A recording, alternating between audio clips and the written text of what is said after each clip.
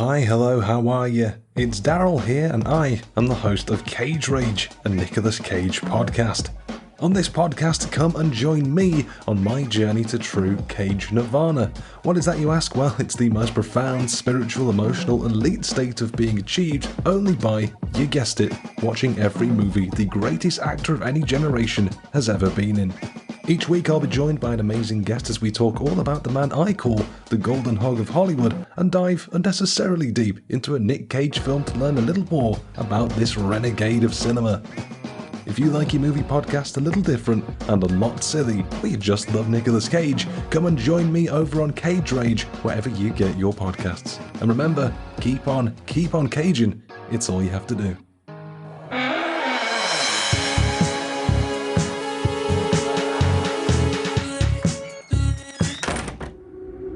There are ghosts around us all the time. Most of them, they can't hurt us. Most of them don't even want to hurt us. But there are exceptions. Is it bad tonight? Oh, bad? It is my professional opinion. We should get the hell out of here. Now. Welcome to the latest episode of the podcast That Wouldn't Die. I'm your host, Kevin. With me, as always, is Aaron. Hello. This week, we'll be discussing the horror classic, 13 Ghosts, with Matthew Lillard, Tony Shalhoub, F. Murray Abraham, Shannon Elizabeth. It's an all-star cast, for goodness sake. For goodness sake. Each week on the podcast That Wouldn't Die, we discuss guilty pleasures and forgotten classics of the horror and sci-fi genres with a comedic twist. Aaron, how are you doing? I'm okay. I'm on my way to Vegas in the middle of summer to go wander around and shoot pictures and stuff. Not bad. And then I'm going to go up to a ghost town and take more pictures. Now, is it an actual ghost town in the desert, or is it one of those things where there are actually people who are there and they kind of lead you around like, oh yes, this used to be the old barn, or is it literally an abandoned shack out like in Zizix or something? Is my question. I have been to Zizix. I'm sure you have. It's taken by the university runs it. It's no longer abandoned. But I will tell you, one of my most traumatic experiences is when we were on a family trip and we are going to go to Bodie Ghost Town, and there were no ghosts. It just looked like a bunch of buildings falling down. Where are the ghosts? Why is it called a ghost town? Well, okay. I'm going to like a Bodie, except it's Ryanite and it's in the middle of the desert. So it's a bunch of 1800 buildings with just like shells. But are there docents there, or is it literally you could be stabbed by a junkie? Like a crackhead could jump out of any door. No, if there was a junkie there, he would be like the mummy. He would have been all like an old crunchy cicada, so I could hear him snapping and crackling as he tried to stab me. There could be some meth heads hiding behind these doors if you don't watch yourself, is what I'm saying. Then I will take a picture of, hey, meth head. No one takes meth anymore. Don't you know? It's all fentanyl, Kevin. Come on. They need a shack to live in as well. Well, the difference is meth, they're going to be chasing after me because they got super energy. Fentanyl, they're just going to lay there like a fish out of water and I'll just step over them. I just don't want to hear this is some kind of Hills Have Eyes sort of situation. I did download all the maps, so I don't have that unfortunate thing like I did last time I went out into the desert. And I'm like, it's all fun and games, and then it's time to leave. And I put on the GPS, and it's no signal, no service, and I'll be returning through Death Valley, no service, no nothing. And there's thousands of tales of tourists who got off that wrong road and they found bones 10 years later. That is the wrong road. I'm not going to lie to you. That's the wrong road. I read this whole article of this German family that they still, like 10 years later, they found like two bones of a family of four. Okay. Ideally, the bones should all be together. No, right? That's it.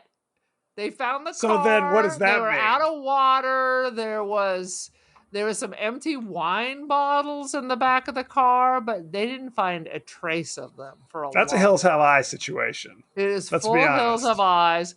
Plus, it's hot as balls because Yep. you're in Death Valley. And the Absolutely. word death is in the name. It's in the name. That's a When they warning. tell you who they Gives are, you a believe shout them. out right there. Plus, the hotels Absolutely. in the death land of death are like $300 and completely sold out because every European got to go to Death Valley. They insane. It Aaron, is. give us your 30-second synopsis of 13 Ghosts. And again, this is 2001 13 Ghosts, not the one from the 60s. I was going to pretend it was the one from the 60s with Vincent Price because I prefer that version. That's the House on Tony Haunted Hill, by the Shalhoub, way. whatever. Tony Shalhoub should not be in any kind of horror film. By the way, I also thought he was only like 4 feet tall, but he claims to be 5'10", so I was quite shocked by that. Okay, fair enough. Anyway, haunted Tony Shalhoub, wife burned up like a crispy piece of fried chicken, gets an inheritance to go in some kind of wizarding world, plexiglass, mini puzzle, Clive Barker situation full of really angry ghosts and his ex-wife. And they got to figure out how to get out and stay alive. The end. Okay, it's not his Yawn. ex-wife. They're still married at the Well, time I of her figure once untimely you're demise. dead, you're an ex. Is that how it works? His former wife. Is it still your wife after you were like crispy-fied and thrown in an oven? I don't know. These are important questions. These are important now, questions. Had you you obviously hadn't seen this before. I've seen this many times. You have seen this many times. Oh, okay, there you go. Then regale us. When do you think the first time was that you saw this movie? Give us a lowdown. You know what? And for sure not the theater. It was probably on HBO or something, and I probably flopped down in the middle and I went, what is this shit? And then watched it multiple times. Each time was the first time? Because sometimes you're just laying there and you don't have the energy to push the button. I see. So you just let it roll. This movie, I believe I did see in the theater, if I'm being entirely truthful. There was a period of time in the late 90s, early 2000s where there were these kind of horror movies that were coming out, where it was kind of like, we're going to scoop up some like young celebs to be in these movies. The other one was House on Haunted Hill, the remake of that as well.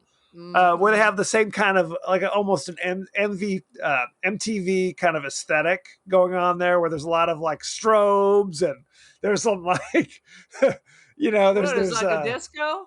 It's a little bit like a disco, like a rave or something. Like that's the kind of aesthetic they're going for.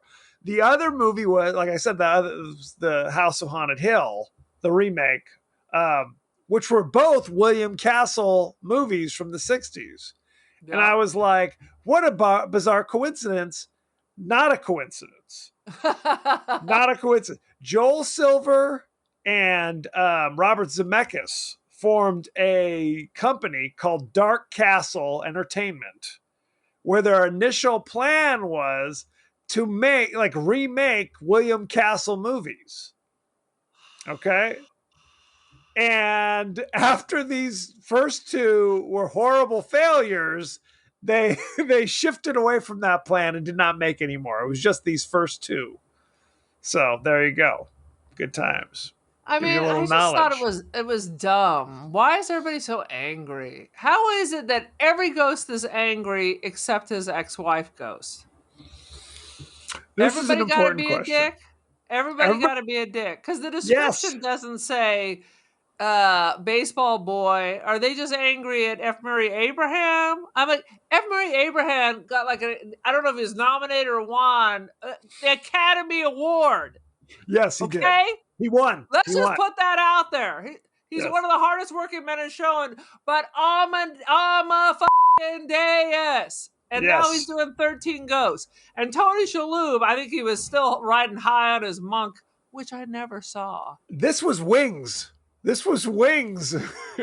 Oh my God. Is that how old this is? This is, well, I shouldn't say that. It might be monk time, but from where I knew him, he was Antonio Scarpacci, the immigrant cab driver on Wings for So several racist. seasons. So racist. It was, considering he's Lebanese. But he's he does whatever you need him to do. He'll be on The Marvelous Miss Maisel. If you need him to play Jewish, he'll do whatever you need. He's an actor. It's acting, He's an actor. ladies and I'm gentlemen. acting. Well, He's acting. how would Wings play out with like the people from Texas and the South just dumping immigrants now up there? I don't think That'd be they're dumping people from Italy, Antonio Scarpacci. Oh, not Scarpacci. I'm talking about they're in Nantucket. And Yes. then remember the Yes, I do asshole recall. from Florida or whatever sent Yep. a whole bunch of people up to Nantucket. And then they did that to Sacramento recently. Did you see that? They doubled down. Anyway, this is not a politics podcast. Can we just, we had a prison overcrowding. Can we offer people a free pass and then dump them in Florida? Is that how we're doing it now? Everybody, I think quid pro quo, Clarice. I don't believe. Did he say that in that movie? Did Hannibal Lecter say quid pro quo? Maybe he did. I'm not quoting him. Come on, brother. I need to get it together. I mean, anywho. I feel bad for the immigrants, and I understand that they're taking the southern the people on the border. I understand are hitting all the immigrants, but you're in effect just kidnapping people and dumping them. It's just so wrong. Again, not a politics podcast. I'm trying to keep it light. Only the murders and mayhem of 13 Ghosts. Well, if you once please. again, we'll tell them they can go live with Donald Trump or O.J. Simpson. Those all are your our choices. murderers. They'll be running back over that border. We're gonna let you out. You won't even be on parole. We're gonna just wash our hands, just stay out of California. But I'm gonna write you a check if you then just go to Florida. Interesting. Moving right along. Highlights. You said immigrants. That's the buzzword. What do you got for 13 Ghosts? Anything? I mean, okay. What's a juggernaut? What's a juggernaut? Do you want to know what the definition of a juggernaut is? Yes. Okay. The definition of a juggernaut is like an unstoppable force. It's like something that cannot be contained. That's what a juggernaut is. Like childbirth? Okay. Why does it have nails in its head? That's not the juggernaut. That's the hammer. The hammer's got the nails. Why is he? I thought if you're a hammer, everyone else is the nail. Why are you just hitting yourself on the head with it? Okay, we need to talk about this. I mean, these are supposed to be people. These are spirits of people that were alive. Yes, that's correct. They died in horrible, gruesome ways in many cases. So, okay. But except for his wife who died in the hospital. I'm trying to set the stage here for somebody who may not have seen the movie. It's hopeless. She could have been two-faced. Does she have a coin that she flips? She has a coin. They don't talk about it. Okay. Evil Uncle Cyrus at the beginning of the movie is kidnapping spirits, ghosts, and putting them in these containment cubes. Like Ghostbusters. Kind of like Ghostbusters, essentially. But the cubes are they're like jail cells, essentially, with plexiglass. And why do they need all that space when they are just, in fact, a spirit? Couldn't they fit in a thimble? I think you have to shove them in there first to get them to fit in there. So I don't know if a thimble will get the job done. Smush them down. I mean, do they take up space? They, according to this movie, aren't they like do. a vapor or something? They got to be able to pace around. Not in this movie. In this movie, they have physical. They're like invisible unless you wear the fancy glasses. But they can still affect you. Like there's the scene where the girl, Shannon Elizabeth from American Pie, is being attacked by the ghost with the weird like bird cage on his head. She can't see anything, but there's like scratches appearing as the creature is like clawing at her. And how is that a ghost with the bird cage? So someone died with a bird cage, or they were buried with a bird cage? It's not a bird. I guess it's like kind of like the pre-Hannibal Lecter kind of thing, because I think the person was in like a straitjacket or something. So it was like, you're too crazy, so we're putting this cage around your head so you can't You chew got the on people. bites. Yeah, there you I go. guess, but you never see that person biting on anybody. All right. Yeah. So this guy is at the beginning of the movie is trying to capture the spirit that is called Breaker, evidently because it just breaks, snaps people. There's a lot of him snapping people in two, honestly, Oh yeah. in this. To summon the Breaker spirit, they literally drive a tanker truck into this old junkyard and proceed to spray blood from the tanker truck. They're chumming the waters. But how much blood is in a damn tanker truck? How much murder did they also commit murder and just drain people of their blood? It would And be why? gallons. And blood congeals. Maybe they have like a churning kind of situation going on in the. Then it'd be like bloody cottage cheese. I mean, 1,000 people's worth of blood, ten I thousand mean, people's worth of are blood. people working in the junkyard, or is it just the haunted junkyard? It's the haunted And junkyard. did he bend people in half only when he's a spirit, or was he like the strong man at the circus who just bent you like Stretch Armstrong or something, This like is a a Gumby question. or a Pokey? F. Murray Abraham is evil Uncle Cyrus, and he's brought along Matthew Lillard, who's some sort of psychic who can Right. detect the spirits or whatever. So when Matthew Lillard gets there, he's like, "What the hell, man? You told me he only killed 9 people. There's got to be 40 bodies, dead here." And the guy's like, "Well, he continued to kill after he was dead." So is he burying the bodies It's a after he's junkyard. dead? And if this dude's a psychic, how come he didn't know that he was going to get killed doing this? And He was never later going to get did. the money. He later It was a when he little too late. little too late. That is true. He should have known that the guy was going to welch on him. Yeah. But he later in the movie starts to have premonitions like, "Oh damn!" But by then, it Too was too little, too late. Some might Mhm. argue.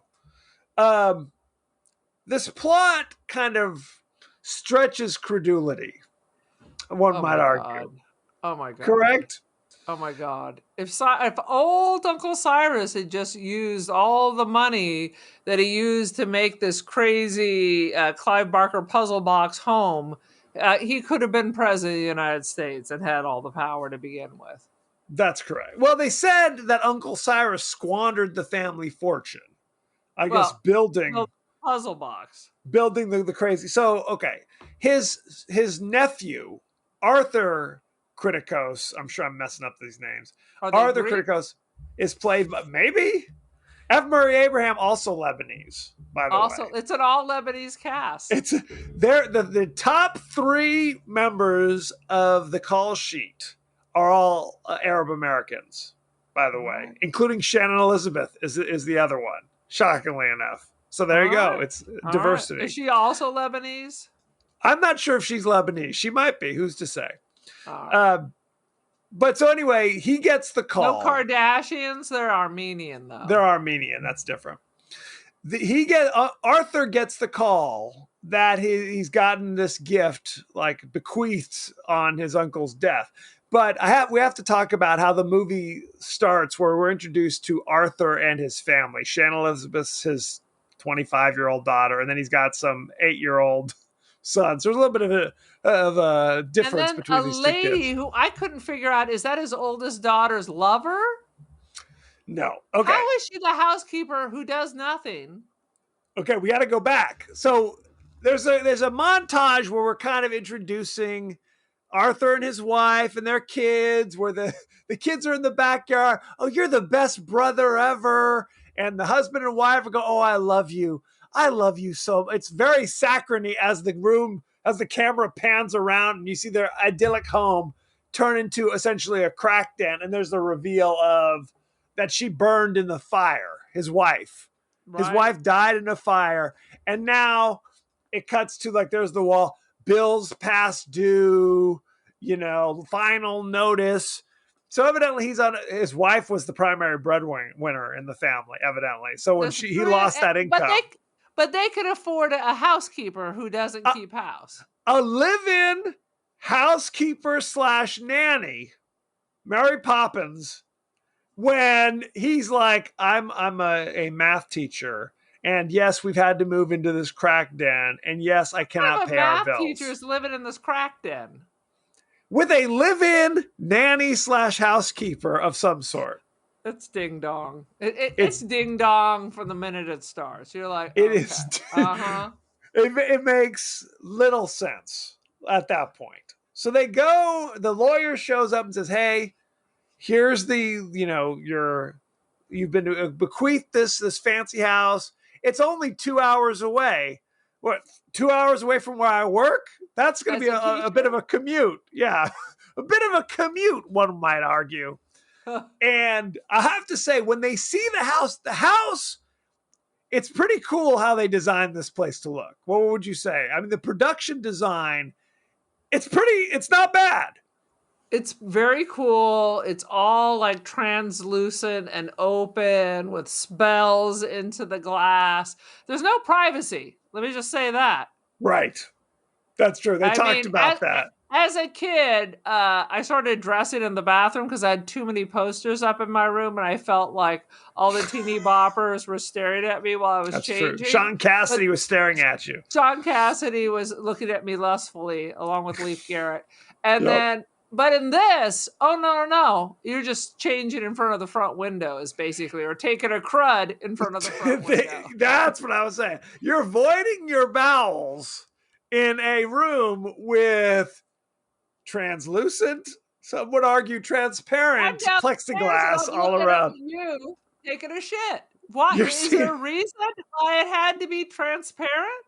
you're seeing all the plumbing. It's very I'm seeing upsetting. all the plumbing, In the all sorts of expansion and the contraction. oh, sweet Jesus. This took a dark turn. So yes, so there's later, of course, there's Matthew Lillard is there, like trying to get into the house because he was stiffed. Cyrus was murdered when they captured the 12th ghost. So Lillard's like, hey, I didn't get paid, so now I'm trying to break into Cyrus's house under false pretenses to find some money, I think a he blank knew they check. were I mean, coming. He was purposely there to meet them. you think so? It was just a coincidence. So you think he was there to meet them, not just Right. coincidentally? Interesting. Because it wasn't a matter of just being able to break into the house. He needs them to get inside. He needs them to get inside. Now Arthur, Tony Shalhoub, gets a key to the house, but it's like a one-shot deal. He puts the key in, and the key's like sucked in, and the door opens up. Like your So, ATM card. like your ATM card, where like you're not paying attention, and it sucks it in and doesn't give it back to you. So, And now it's Friday and the bank's closed. You that bastards! happened to me once, where you're sitting there, you've gotten your money out and you're kind of doing something in your wallet, and meanwhile it's going beep beep beep, telling you take the card, and I waited too long and it sucked my card up, did not give it back to me. This is years ago. So it will not let you just leave your card there. I mean, Because there's good points to that. there is a good reason for it.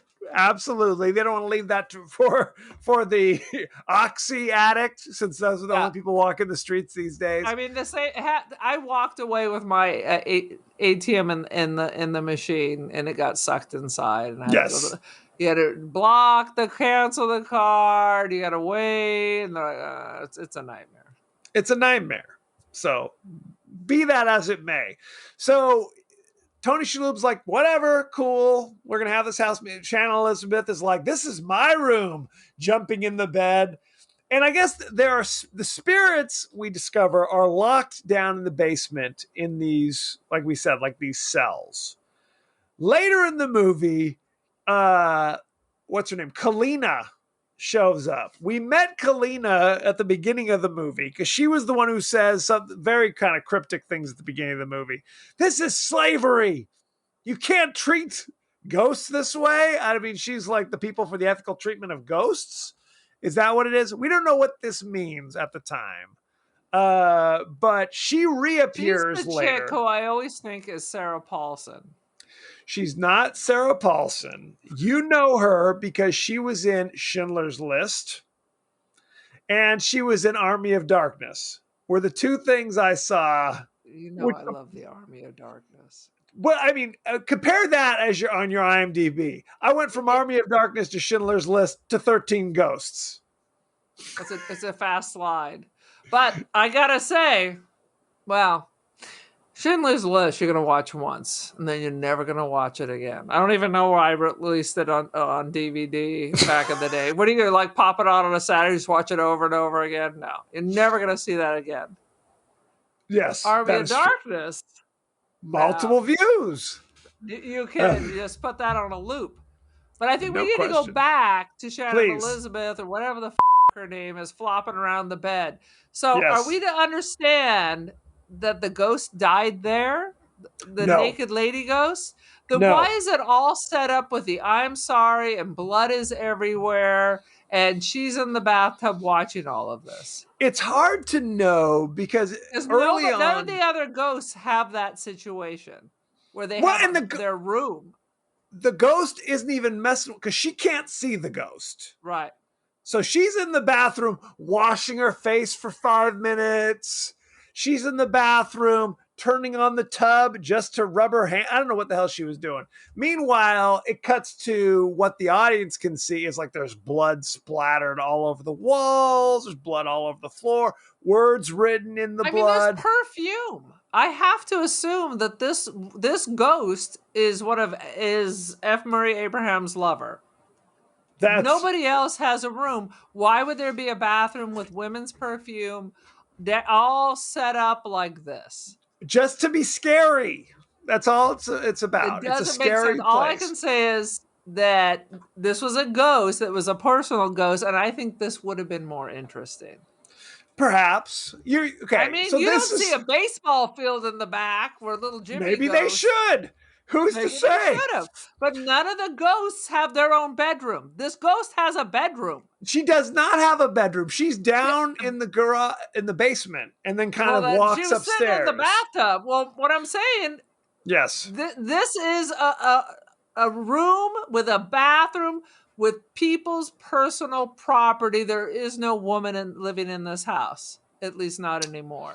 Well, I mean, who's the question is, because it's later revealed that Kalina, who you think is on the side of goodness and righteousness, is actually working with evil Uncle Cyrus in a way that makes absolutely no sense.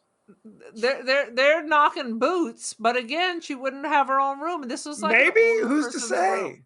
Maybe Uncle Cyrus is like, you know, we can do the bone dance, but then you got to go to your room. I need my private space. There's no cuddling when we're done. You got to hit the bricks. Go back to your room. Why does it say I'm sorry? I'm telling you, this ghost. Because she commits. I think it's revealed she killed herself, but I don't think she killed herself in that room. Look. I'm going down to the end. I'm going down to the end that this is my theory. Nobody else has their own room in this house. I'm just going to tell you, you're wrong because I've read the literature. Oh, there was a backstory about all of the characters. And if you want me to, I will read it later during Behind the Scenes. I'm telling you, then that just makes the story make even less sense. Yes. Stipulated. Okay? We'll just go with that. Stipulate. Stipulated. Well, because again, yes. And okay. Because I like that ghost. She was creepy because she had like those, like she'd stare at you like she was a cat. The way she'd just stare at that lady as she was walking around, it was totally like one of my cats. Just like looking at you with their black alien eyes. I got to tell you, I wasn't looking in her eyes. Shut your mouth. We haven't even established, she is the naked ghost. Because this was 2001. Of course, we're going to have a bare-ass naked ghost wandering the halls constantly. Now, she had like kind of cuts on herself, but not too bad. Sliced a bit. But push comes to shove, you know. There are many times where she looks like she's CGI, though, also. They might have done a little touch-up on her to make her. It was like her thing is all practical. They actually did put makeup on her naked body.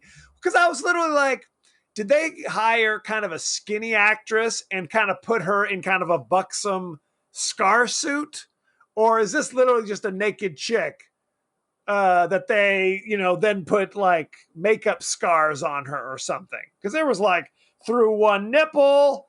I Yeah. mean, she was so no. She was all chewed up. And that's a lot of cuts, especially on your back if it's a suicide. I mean, Yeah, you you wouldn't sit do it there. that way. Yeah, that's not. I would think not. You wouldn't. No one would commit suicide that way. I'm gonna keep stabbing myself. I'm No. gonna have to only to get to the back. I'm gonna have to like stick the knife in a door and scratch myself on Right, it. like a back scratcher. Where I'll get every nook and cranny. No, Exactly. That's yeah, why that didn't. Also, again, doesn't make sense. none of it. This movie, look, it doesn't make sense. That's the Stipulate. cold hard reality. Stipulate. Stipulated. Um, I kept. Okay, so again, Kalina reveals that evil Uncle Cyrus has created this house, but it's not really a house. It is a machine that It's was. Azkaban prison. It is a machine created by somebody who wrote down the plans while they were possessed by the devil, and it's right, and it's And Devil's, he's powered. so gossipy and chit chatty. You just have to It's get him true. talking. And it's powered by the ghosts of 12 by 12 ghosts, basically what it is. It powers it, and this machine, So I don't it, need solar if I could just get some refrigerators with ghosts in my crawl space. that's all you need. That's all you need. All right. And it's supposedly when the 13th ghost, the titular 13th ghost, is a living person who sacrifices themselves, okay, to get the full power. Now, it's told to us that the 13th person is kind of the fail safe. Like, if somebody tries to use the machine, then if a willing person sacrifices themselves, it'll shut down the machine. But that's a lie.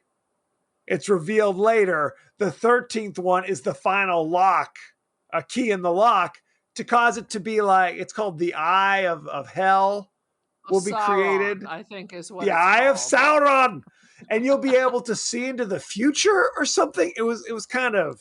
First of all, why would you ever believe that these people are going to tell you the truth? Well, I mean, that is true. They keep running it. Look, it's a family who go to this weird house and they're constantly meeting people, weirdos and freaks, that they're just like, I guess I They're just very have to believe social. you. Yeah, I they're have to very believe you social. because what else am I going to do? I got Matthew Lillard foaming at the mouth and rolling on the floor. I got to believe him. I got to meet Kalina, and Kalina kept throwing like flares at the ghosts. Did the flares do something special? I don't know what these flares are doing, but the ghosts are like, "Ooh, I better get away! You're throwing a flare at me." No explanation. Again, no goddamn sense. And people No. love this movie. People love this movie. All your Do they? homies on the interweb will be like, "What? It's gonna be a John Carter fiasco all over again." I think you're going to be in for an unpleasant surprise. I can't imagine anybody's like, "Look, I ride or die with 13 Ghosts."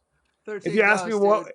one If only movie I get Rob to watch, Zombie could do it, could remake 13 Ghosts.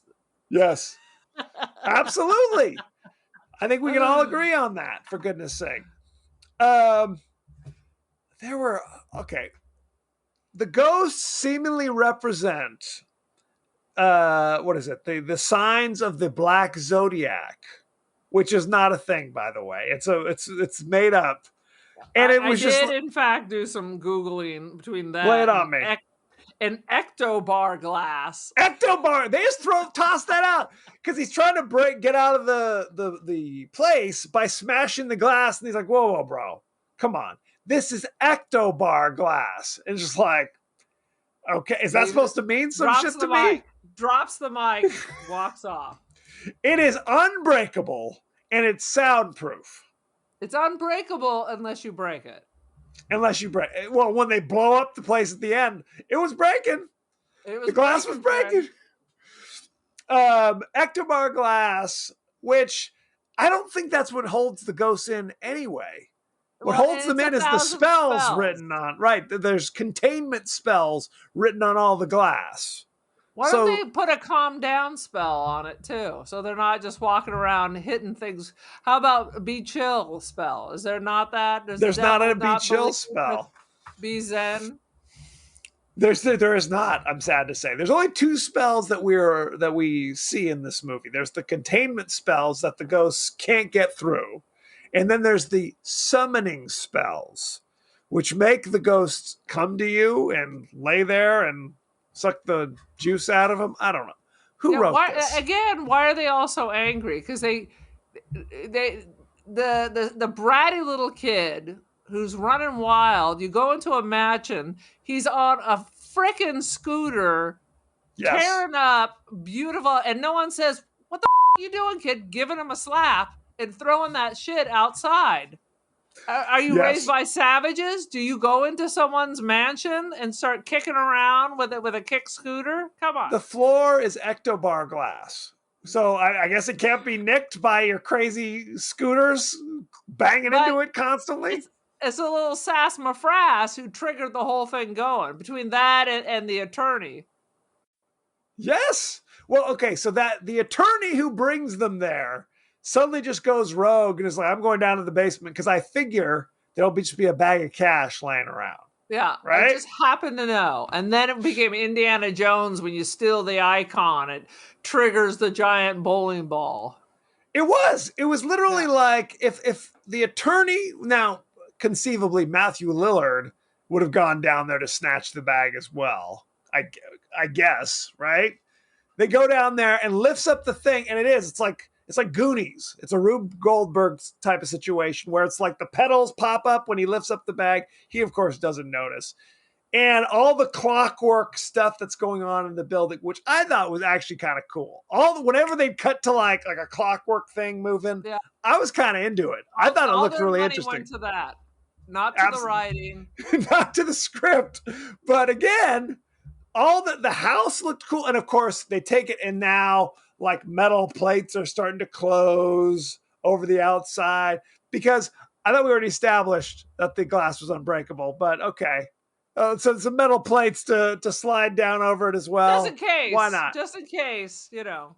Well, you think you'd want that to happen just so you get a little privacy every now and again, right? So I don't have to have the neighbors peeking in at me every second of the day. But whatever. That's neither here nor there. I'm going to trigger this just to get a moment's peace. No? I just need it to be a little bit dark because the spells are like glowing and I need to get some rest. Constantly glowing. So we have to talk about the glass. Do you know what the significance of the glasses are that they're constantly wearing? Because you can see the ghosts. What do you mean? In the original 13 Ghosts movie, okay? There were 3D. Wasn't it a 3D movie? It wasn't 3D, but you had to wear glasses. Like the ghosts, they kind of superimposed kind of ghostly images every now and again. But you could only see them when you put on like the red glasses, and then the ghostly images would really be more visible. Like as an audience member, I'm talking about. Oh, that would have been interesting. And then when you put on just the blue glasses, then you couldn't see the ghosts. That's the old 3D. One eye is red, one eye is blue. Right. Traditionally, that's how they did it. The way they did it for this movie in the 60s, 1960s, 13 Ghosts, they gave you 2 different sets of glasses. And you were expected to take one off and put the other on at various times. How did you know what to do it? And is it like smell-o-vision? It's like the Tingler. Do you remember the Tingler? The Tingler. Yeah. After the sock hop, Chucky and I went down to the theater. It was the Blob and the Tingler. The Tingler. Because I'm 108.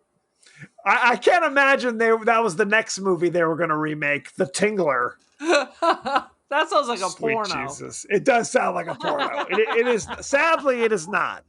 That would have been a fun. Is Bob Guccione still around? Forget all that Caligula. You need to have Tingler, the next Penthouse film. Forget all that Caligula. Exactly. Malcolm McDowell's Jesus. still kicking around. You can put him in the Tingler. The Tingler. I saw the Tingler. It was on one of those AMC not MC, TMC, right? What is the Turner Classic Movies? TCM. TCM.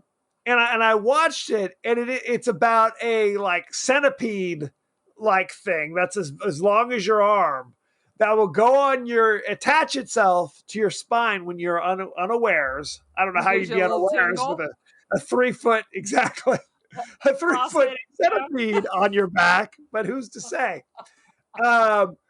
And what would happen is the only way to survive it, because it would suck, I don't know, suck your life force or suck your juices or do something bad. The only way to survive it is you'd have to scream. If you screamed long and loud enough, eventually the tingler. Who's not gonna scream? What a giant fucking like earwig is on your back. Who's not gonna scream? I can't answer that. Vincent Price. And if you screamed, eventually the tingler would fall off. So what William Castle did, the director, producer of these things, writer, or whatever, is at certain theaters they'd put like a joy buzzer on the seats. They give you, so you're in there, and you get a little zapparoo right up the keister, and during the end of the movie, like Vincent Price like turns to the audience like, "Oh my God, I see a tingler in the crowd," or something along those lines. Scream, scream, scream for your life. And then of course, so good that was 50s. Kind of right. Yeah. They're not remaking the goddamn tingler. Spoiler alert. So there you go. They made enough trash. I was all excited to go see The Boogeyman, but I see it's got like shite ratings. Yeah. We were going to go on a podcast to talk about The Boogeyman, and I got a message from our homies over at Peace Get Together Pod, and they were like, "It's shit."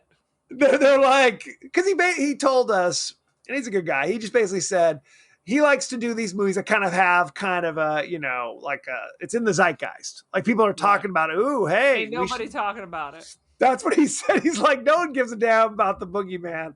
Now that's cool. No worries. We'll reconnect later in the summer to do a different movie. He's like, I was like, boom, it's out. Let me go check it out. And I was like, oh, 62%.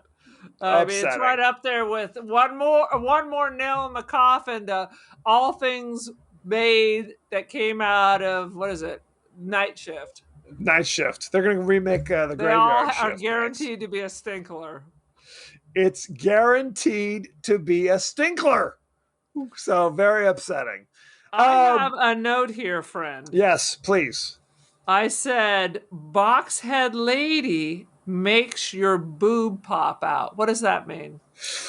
The jackal, which I don't think it's even a lady. It was a dude with long hair, scratching at it. Okay. No. He's attacking Shannon Elizabeth in the hall. Remember, she can't see anything. Pop out? So it's like, 3 claw marks here, 3 claw marks here, and it was a lot of scratch, scratch, scratch. And eventually you see like half her bra dislodged. No. You think that there would be a nip slip because when Shannon Elizabeth was famous for being naked in American Pie, she obviously said, no. You can give the hint that you might see something, but no. No, Miss Jackson, if you're nasty. No, Miss Jackson, if you're nasty. She basically said, you already have the naked ghost. Just go show her a few more times. I ain't getting naked again. You're done. You're done. So when Kalina is revealed to have been secretly working with Cyrus, which made no goddamn sense. My master Cyrus, I have angered you, my lord. Yes. Are you mad at me? Why are you mad at me? She was very upset about it. And he later just kills her for no reason. He's like, I don't give a. He does. Go get the book for me. And she goes and gets the book, and he walks back, and he closes the door on her, and then there's like a pneumatic press, and she just gets squished. For no reason, just because he's a dick. He's a dick, or he's a serial killer, or both. There was nothing he gathered from it other than I'm a really bad guy. I even kill my allies for no reason. So there you go. But the twist is that again, Cyrus we think was killed in the opening scene. And then you see him wandering around the house, kind of with a big old neck wound, kind of glowering every now and again. But then, of course, you realize you don't need the glasses to see him, which Well, kind of tells you he's not a real ghost. What was the point of him pretending to die? Okay, it took me some time to piece this together. He pretends to die, he fakes his death in order to get his nephew and their family into the house. Because it's later revealed that the dead wife at the beginning of the movie was the fourth ghost that he captured. Right.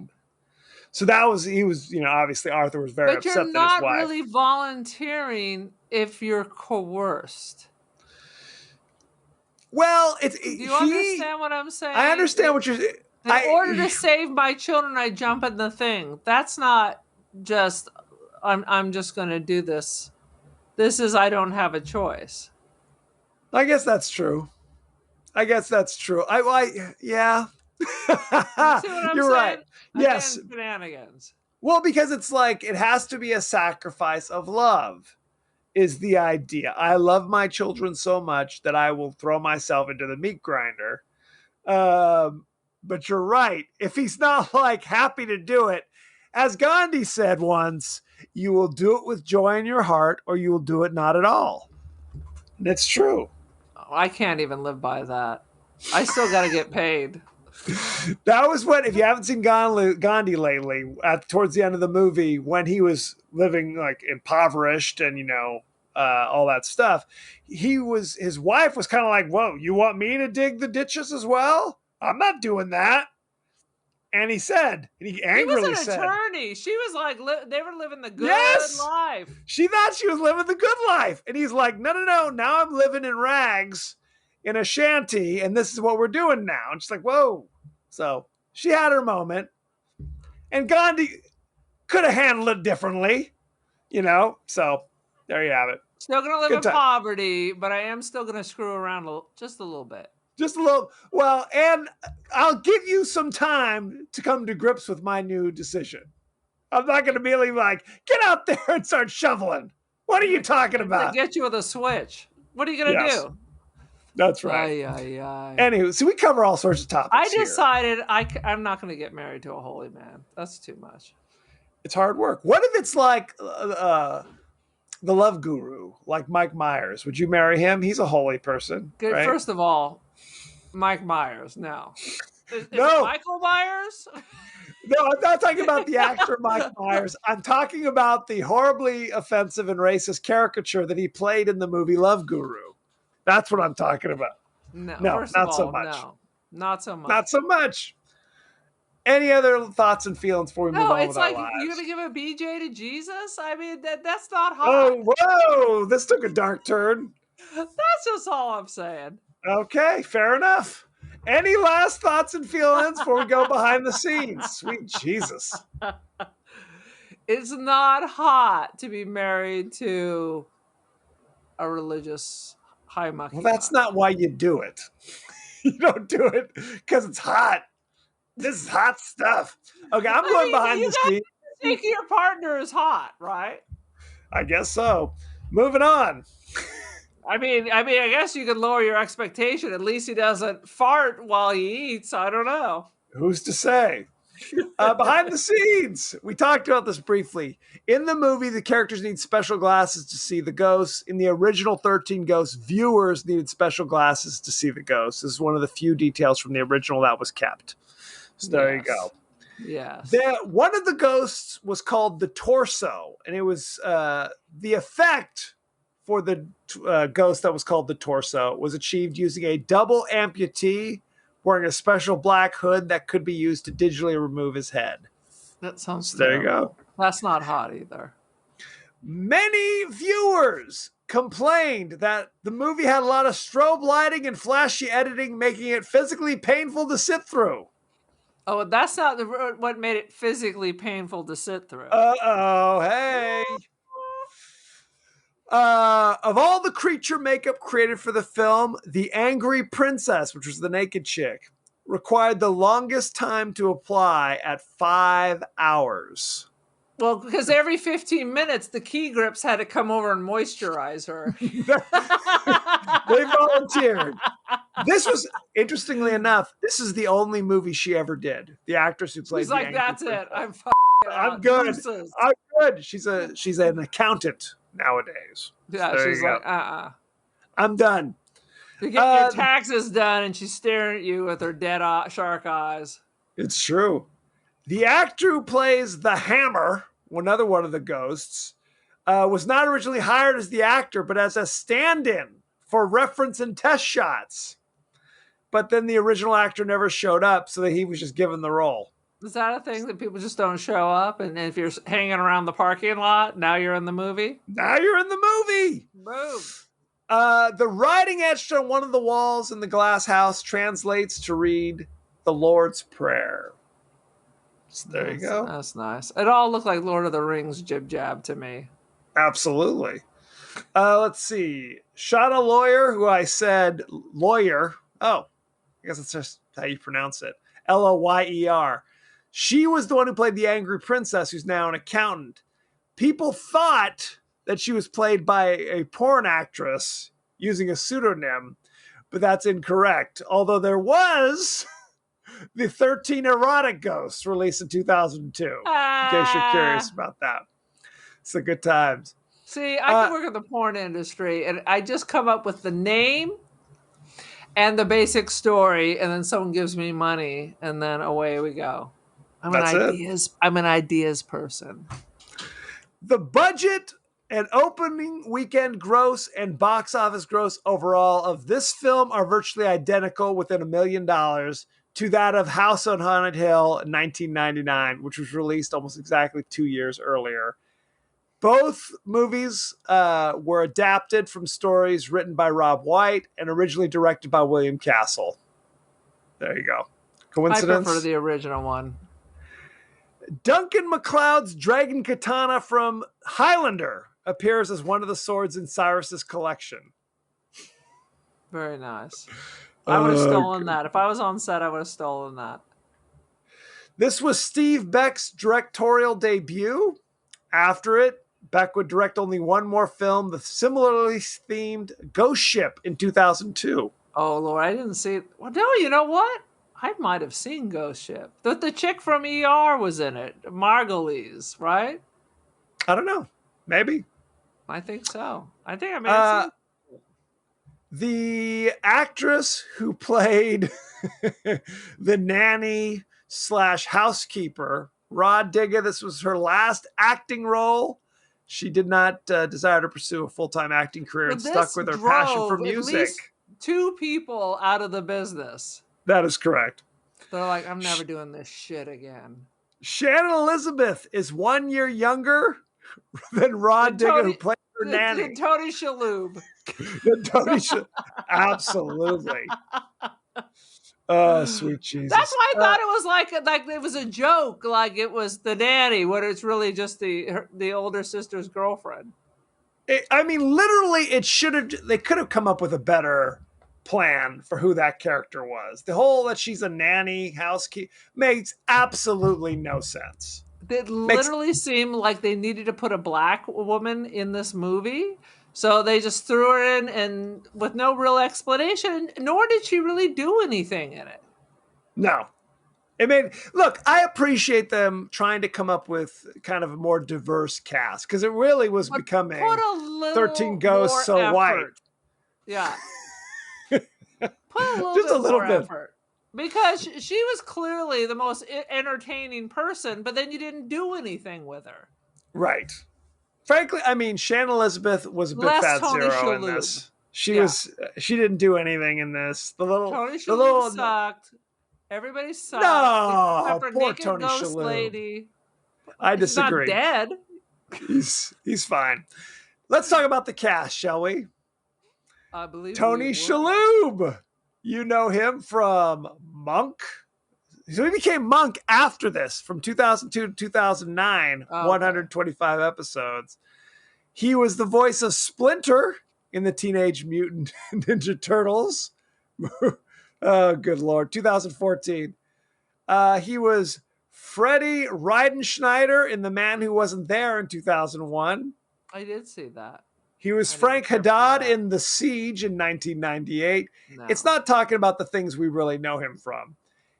He was Antonio Scarpacci in Wings, as we said. He was great on Wings. He was obviously great on The Fabulous Mrs. Maisel, still to this day. He's all over the place. So good times. Let's see. Shannon Elizabeth plays Kathy Kritikos, the daughter of Tony Shalhoub. You know her. She was Nadia in American Pie. Never saw it. She was in the original Scary Movie in 2000. Okay. She No, was I in. didn't see that. I never saw She that was either. in Jay and Silent Bob reboot No.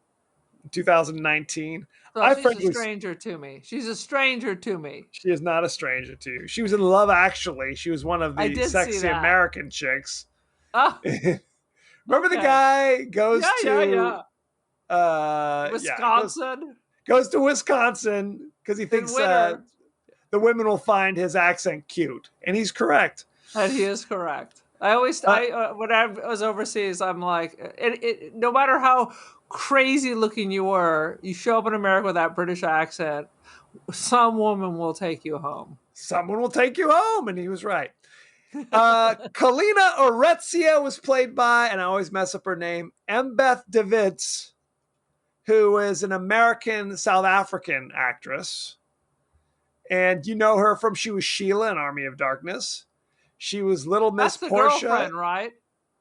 Yes. You found me beautiful once. Baby, you just got real ugly. Fantastic. Bicentennial Man. She was in the Europa Report as Dr. Unger. She was in Matilda as Miss Honey. And they don't even talk about this. She was in Schindler's List, for goodness sake. Yeah, that was not a top choice. Clearly not. I don't know what the deal is here.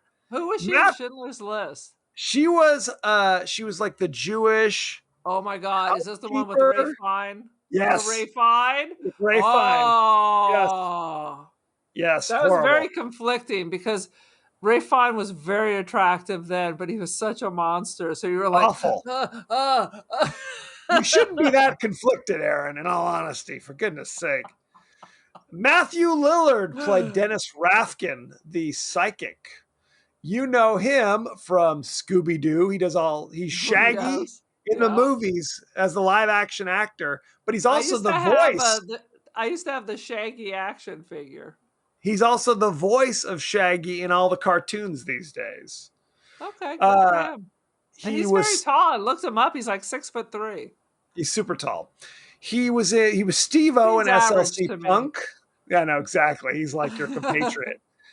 He was Brian Spear in The Descendants, but I knew him primarily because he was in Scream. Oh, yeah. He was one of the killers in the original Scream movie. Spoiler alert. And let's see. Rod Digga played Maggie Bess, the housekeeper / nanny. You know her from 13 Ghosts. She did the soundtrack for Blade 2, soundtrack is Scary Movie, soundtrack for Friday After Next. She's primarily a musician. All right. She was good. I enjoyed her. They just didn't do anything with her. Right. That's a reoccurring issue in this movie, honestly. Mm-hmm. F. Murray Abraham played Cyrus Kritikos. You know him. Won Oscar. From Amadeus, he played Antonio Salieri. He was famously quoted as saying, if you win an Oscar, people think all these doors open for you. And really, what happens is you get to audition for a lot more things, but they're not giving you a lot more roles. You know what I mean? It's he was an interesting character, but he, he's not, I don't even know what to say. He's not like a leading man attractive. Right. But he's an amazing actor. Absolutely. He was just in The White Lotus, the one in Sicily.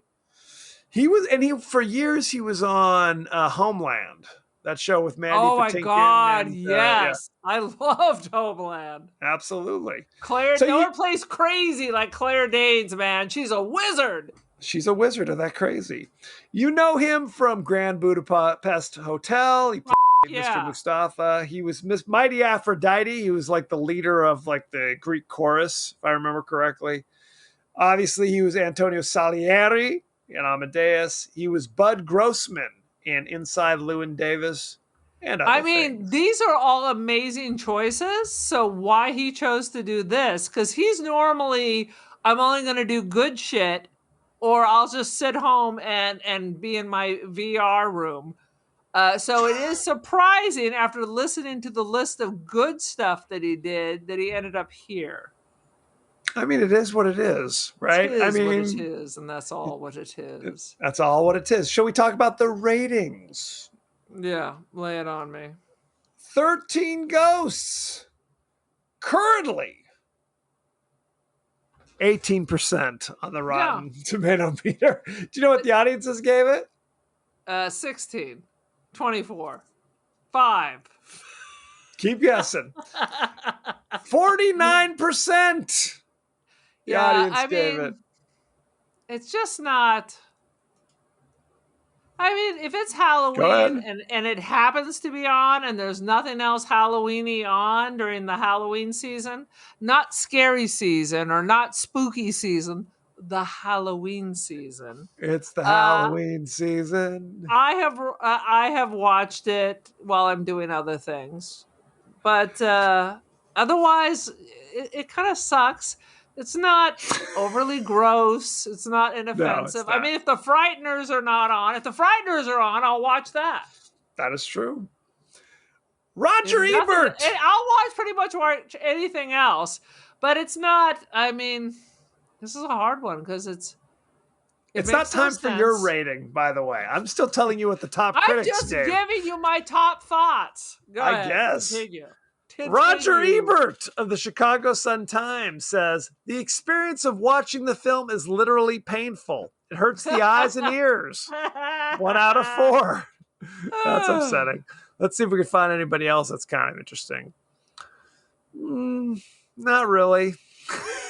Yeah. Let's see. There's a critic whose name is Roger Moore of the Orlando Sentinel. It has only about 3 ghosts worth of scares. So there you go. This is important. I mean, it wasn't so much scary as some of the ghosts were creepy. I was never scared. Let's see. Neil Smith of BBC.com says it substitutes the original's goofy camp for an orgy of gore, noise, and mindless mayhem. Mindless. What do you think about that? Right. 3 out of 5. Again, I like the 3 out of 5. Sorry, 2 out of 5. Okay. 2 out of 5. Yeah, I like the old campy one. What's next? Are they going to start redoing the Harry Potter films? They could. Why will. not?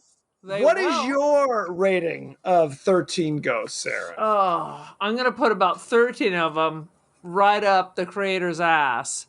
So I'm going to give it 2 out of 5 juggernauts giving you the tingler. All your reviews are about somebody getting something up an orifice, and I speaking for myself and for America. I did just watch this whole thing on Mapplethorpe yesterday, so I'm all Mapplethorpean. See, clearly. You sound like you hated this. I did not hate it by any stretch of the imagination. It's worse. I'm totally like uninterested. I think it's kind of fun. Kind of fun. It doesn't make any sense. The performances, it's not really the performances, it's the writing. All, I argue that there's no such thing as something is kind of fun. It either is fun or it is not fun. I can say whatever the hell you gave a damn missive about your opinions when it wasn't even your time to do so. I get half a sentence out and you're like, let me stop you right there. I got more to say. I got this to say. This is for our other listeners. This is what I think about it. Clearly, it's kind of fun. Like I said, the characterizations of the characters are not really anything. They're not really characters. But I thought the visuals were very interesting. I thought the ghosts were kind of funny. And F. Murray Like knee does his F. slap Murray funny? things like knee slap funny. I was laughing and laughing. Uh, I rolled up like a potato bug and rolled down the hall. I just was rolled down the hall. I was Um, laughing so hard. I'm going to give it, let's say, 2.5 bizarro, unnecessary clockwork contraptions.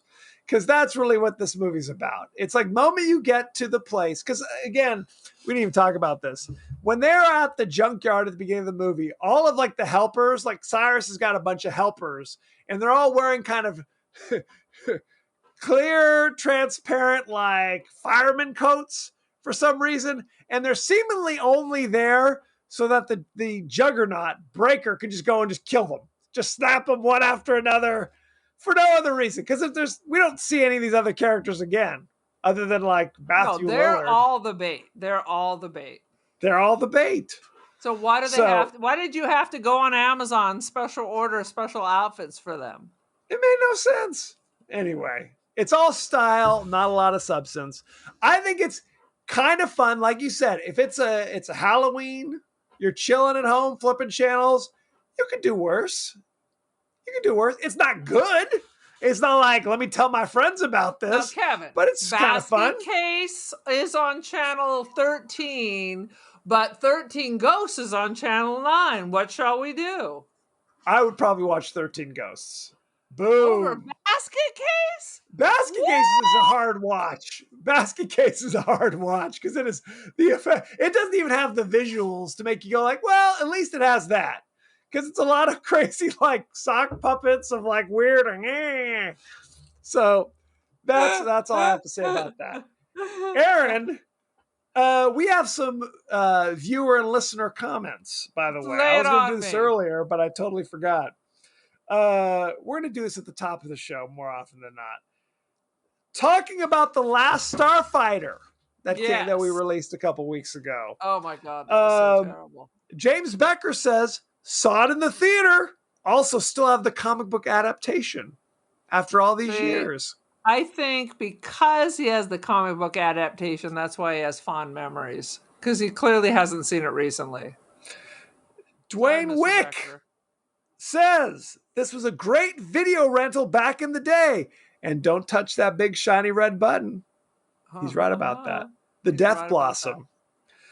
Is that what you get at Outback Steakhouse? You get the Death Blossom? You get the Death Blossom. After you get the Awesome Blossom, you get the Death Blossom. That's true. The 10,000 calories of pure oil that go down the gullet.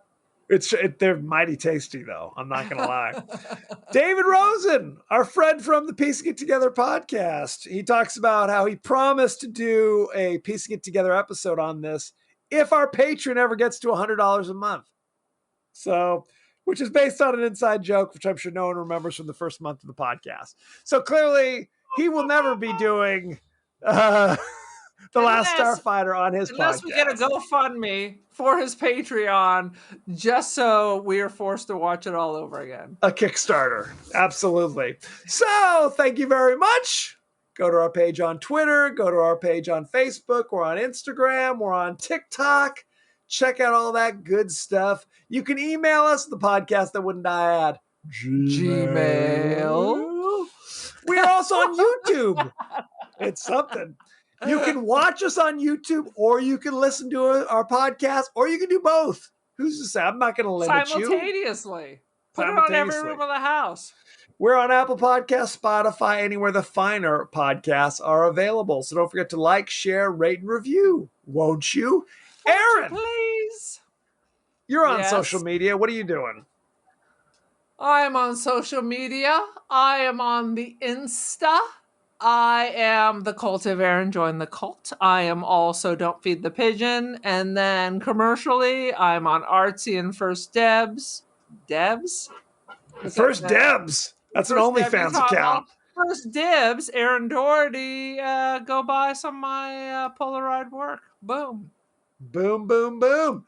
Next week, we are doing the horror classic Speak No Evil, which you can watch. I looked this up because this was Aaron's choice, ladies and gentlemen, for good or ill. I haven't seen this. Recommended by somebody.